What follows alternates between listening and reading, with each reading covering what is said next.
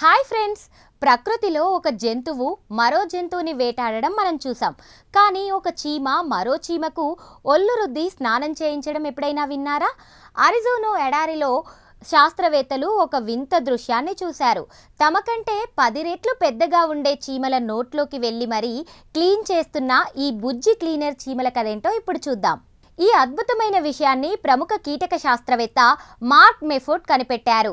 అరిజోనాలోని చిరికాహువా పర్వత ప్రాంతంలో ఆయన పరిశోధనలు చేస్తున్నప్పుడు ఈ వింత ప్రవర్తన వెలుగులోకి వచ్చింది.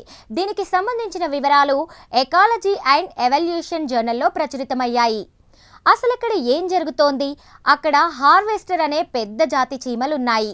ఇవి చాలా భయంకరమైనవి. కానీ వీటి దగ్గరికి కోన్యాన్స్ అనే చిన్న చీమలు వచ్చి వాటి ఒళ్ళంతా శుభ్రం చేస్తున్నాయి. సముద్రంలో పెద్ద చేపల మీద ఉండే పురుగులను చిన్న చేపలు ఎలాగైతే తిని క్లీన్ చేస్తాయో ఈ చీమలు కూడా అలాగే చేస్తున్నాయి. ఈ క్లీనింగ్ ప్రాసెస్ చాలా వింతగా ఉంటుంది. పెద్ద హార్వెస్టర్ చీమలు తమ నోరు తెరిచి అలా కదలకుండా నిలబడతాయి. అప్పుడు ఈ చిన్న చీమలు వాటి మీదకు పాకుతూ వెళ్ళి వాటి దవడల మధ్యలో కళ్ళ పక్కన ఇలా ఒళ్ళంతా నాలుకతో నాకి శుభ్రం చేస్తాయి. ఆ పెద్ద చీమలు కూడా ఈ చిన్న వాటిని ఏమీ చేయకుండా హాయిగా స్నానం చేయించుకుంటాయి. ఈ క్లీనింగ్ సెషన్ 15 సెకండ్ల నుండి 5 నిమిషాల వరకు జరుగుతోంది. పని పూర్తయ్యాక పెద్ద చీమ ఒక్కసారిగా తన ఒంటిని గట్టిగా విదిలిస్తోంది. ఆ దెబ్బకు చిన్న చీమలు ఎగిరి కింద పడతాయి.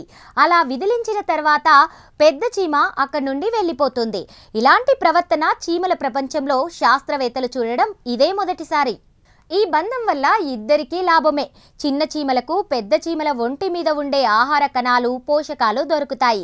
పెద్ద చీమలకు తాము శుభ్రం చేసుకోలేని చోట కూడా క్లీనింగ్ జరుగుతోంది. దీనివల్ల వాటికి ఇన్ఫెక్షన్లు తగ్గే అవకాశం ఉందని శాస్త్రవేత్తలు భావిస్తున్నారు. ప్రకృతిలో ఇదొక అరుదైన సింబియాసిస్కి ఉదాహరణగా నిలుస్తోంది.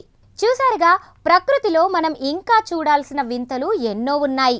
ఒక చిన్న చీమ పెద్ద చీమకు సేవ చేయడం వెనుక ఉన్న ఈ స్నేహబంధం స్టోరీ మీకు నచ్చిందని ఆశిస్తున్నాం.